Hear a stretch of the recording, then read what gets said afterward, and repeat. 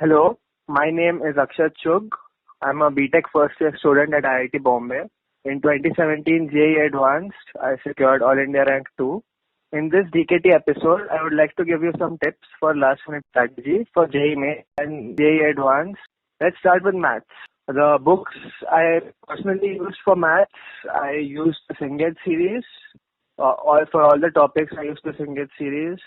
Personally, I believe integration is a very important topic.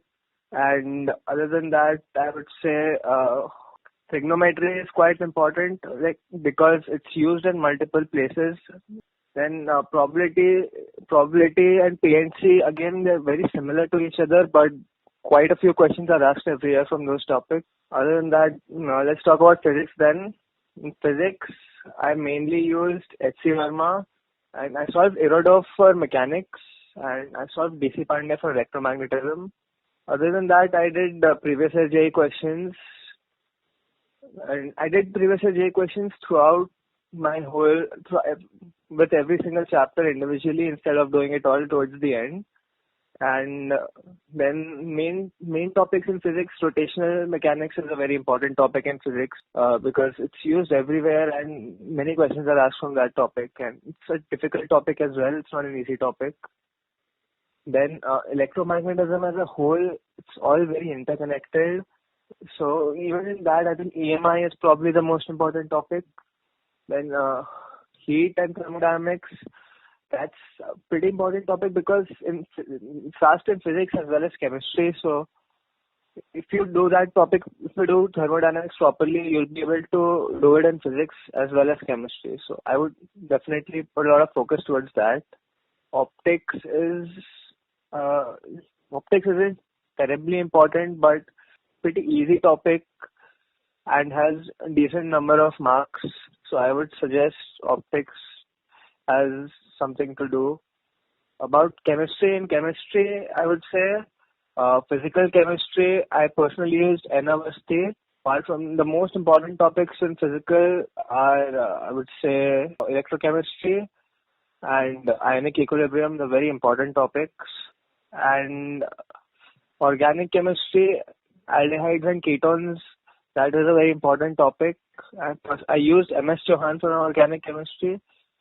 For inorganic chemistry, I used VK Jaiswal, and important topics, I would say P block is chemical bonding, of course. Without chemical bonding, inorganic chemistry is pretty much nothing. And P block is important apart from that as well. For theory in chemistry, I personally didn't really use any books. Teachers' notes were more than good enough for me. I can't really help you too much with that.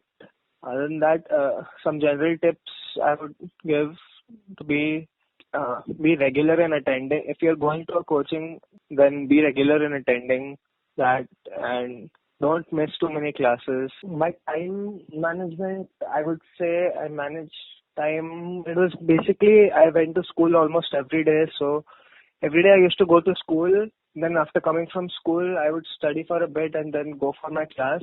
And then I would study after coming from class. So it amounted to around roughly 3 hours of study apart from coaching. But I used to study in school as well. So I studied around 2 to 3 hours in school too. Another thing I would like to note is, I finished most of my syllabus around December and January. After that, I started revising periodically. I would say I revised around twice after that. Mostly, a lot of revision was done in our class. That was a very helpful thing. Other than that, mock tests is another important thing. I personally took the FITGI IITS.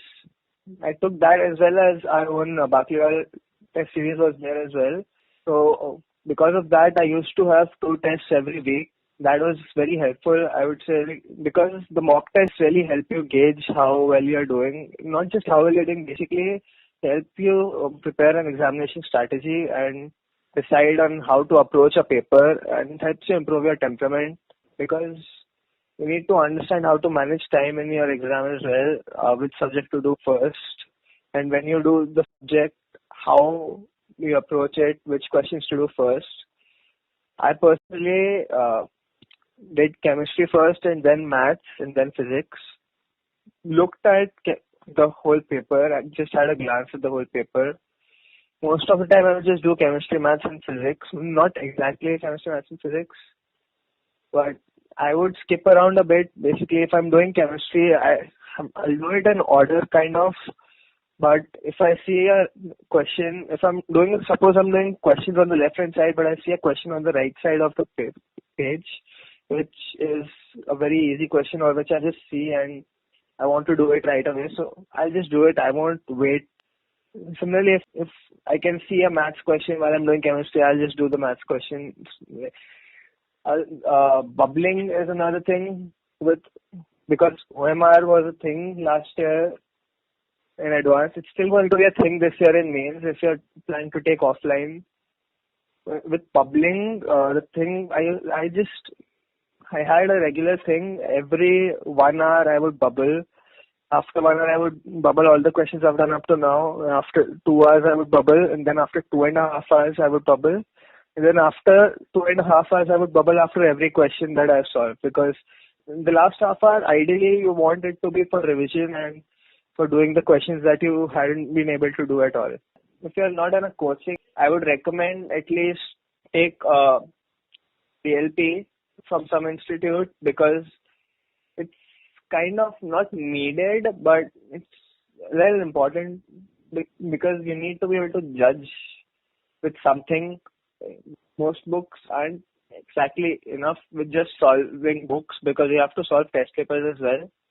Getting into a test series is pretty important, I would say. And then online resources, I would say YouTube is a great online resource. Khan Academy is a pretty good resource. I'm not really sure about other resources. I didn't really use too many. Question papers, I just solve the books that come out which have all the questions from previous years. I just solve those questions mostly. A lot of people do that, but a lot of people, what they don't do is they don't solve the subjective questions, because J isn't going to be subjective. There's no need to do that. That's what everyone says.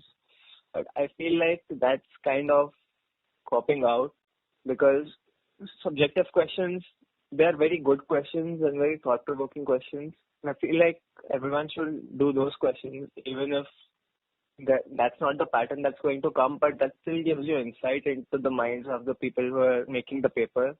And the actual previous year papers that I solved 2015 paper, I solved properly. Like, I gave a proper test. We had a test conducted in which they gave the 2015 and JEE advanced paper, and I had to solve it.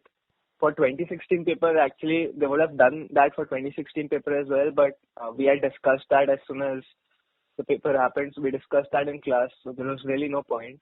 For mains, actually, for JEE mains, we actually gave around 3 to 4 papers, because there were the online papers as well as the offline papers. So we gave, I think, 2015 and 2016, we gave around 3 to 4 papers for JEE mains. For specific strategies for JEE mains and JEE advanced, for JEE mains, the main problem isn't the difficulty of the paper, it's the time management, because we only have 3 hours to do 90 questions, so it's 2 minutes per question. And it's difficult to even attempt all the questions. In that, actually, you have to be really fast to be able to do that. Again, I come back to this. Practice is very important for that, because a lot of the questions, they're very similar question types. And most of them are not particularly new. If you have enough practice, as soon as you see a question, you should know how to do it. Like, that's how people are able to do questions in 2 minutes, because they know how to do it already and they just have to do the calculations. Another thing about JEE mains is that there's other mains only chapters which are only in JEE mains, not in JEE advanced, and those are a little memorization heavy. I would just say if you're in CBSE, you have to do those chapters anyways for boards, so do them properly. There's nothing wrong with doing those chapters. But if you're not in CBSE, I would say just study those chapters from NCERT a few 2 to 3 days, probably around a week before JEE mains, and revise it. 2 to 3 years before, because those chapters might, because if you have studied those chapters, those questions are very easy. But if you haven't studied those, you'll have no idea what to do. So if you just spend a few hours in doing those chapters, that's free marks, which can be the difference between qualifying for advanced and not qualifying for advanced. For specific, for JEE Advanced, as I said, mostly I did chemistry first, then maths, then physics, and it was a very fluid way of doing it. You can do it whichever way you want to, but don't keep your system very rigid. Like, I have to do it in this order. I have to do all the questions like this and this and this. Be a little fluid, because if the paper isn't how you expect it to be, and the paper, suppose you do physics first, then maths, then chemistry. But if chemistry is the easiest and physics ends up being the hardest, you spend too much time on physics and you don't have enough time to spend on chemistry, and you lose marks in chemistry that you really shouldn't have. You get a little more marks in physics that way, but not nearly enough, because physics was difficult anyways. So you need to be a little fluid. Suppose if you do physics first, if you realize that physics is difficult, then just go through it fast, leave more questions, and move on to the other subjects as fast as possible, and do physics towards the end. That, again, another thing I've been asked by many people: how do you judge if a question is difficult? Again, I'll say that comes from practice. Practice is very important to be able to crack JEE. Without practice, it's pretty much impossible. While you're doing JEE, you also have to do your 12th at the same time, not exactly the same time, a few months before the JEE. All the state board people, their exams, they have to spend around 2 to 3 weeks, just because the syllabus is completely different from the JEE syllabus. But if you're in CBSE, it's really good at this point. You might have been very angry towards being CBSE throughout the whole 2 years, because the 75% attendance being minimum, that might affect some people, I suppose, because a lot of people don't like to go to school, but that's a completely different matter. But this is the time where being CBSE actually makes a really positive impact, because the whole syllabus is the exact same as the JEE Mains syllabus, at least for physics, chemistry, and maths. You only really have to study English and your fifth subject. And even English, you can manage English just studying 2 or 3 days. Just the days before the board exam, if you study English, you'll be able to manage, as long as you have at least read the chapters before those few days.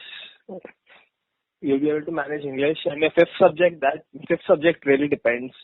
If you've taken an intensive fifth subject, then you'll have to study properly and spend some time on it.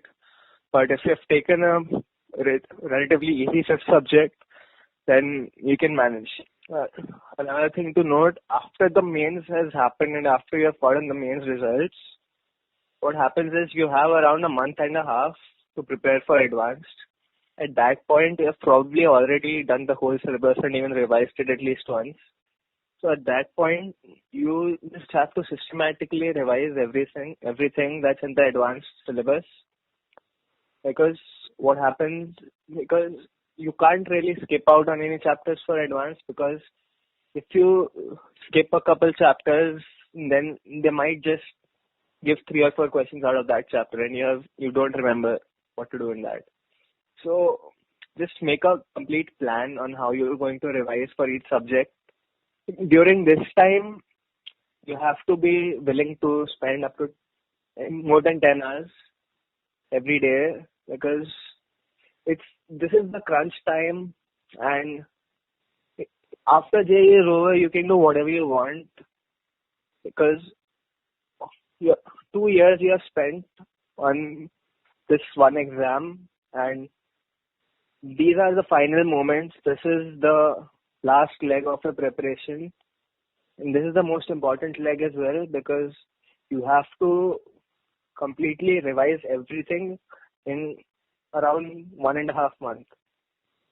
So it's not easy, but it's not just revision as well. You have to if you want to do well, you want to be able to give a lot of mock tests as well. You want to do, you want to solve as many questions as you can.